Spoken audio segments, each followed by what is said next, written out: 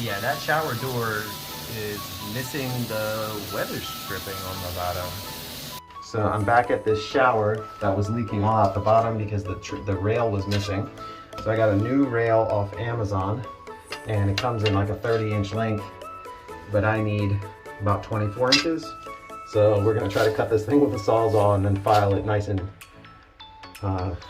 put it up here.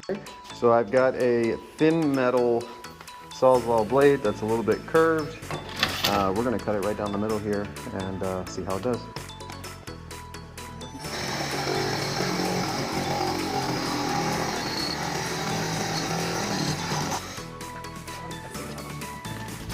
I'm gonna try to get all this old double-sided tape off before we apply the new one. Using the 2 edgy tool, which you can find on my store. It's got a knife and a putty knife. It's really cool. Yeah, awesome. Okay, so this thing has a double-sided tape on it.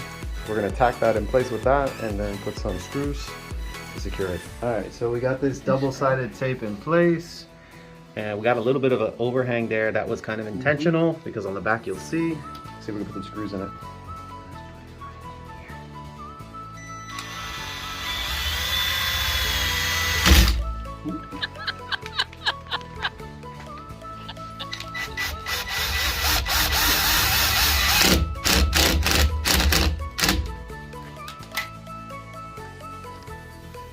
Okay, I'm gonna put one more on the other edge here.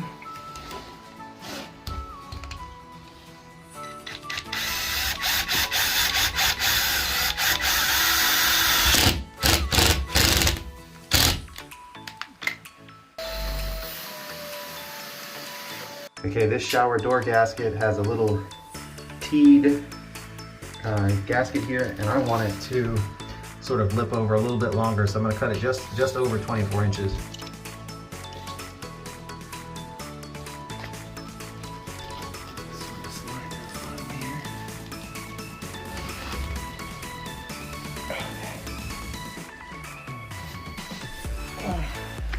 The extra there.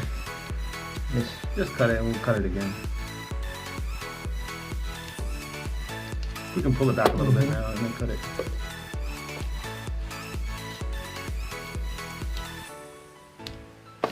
I'm going to be using some clear, quick seal silicone. We're going to run a bead along this entire edge here. It'll come on white but dry clear.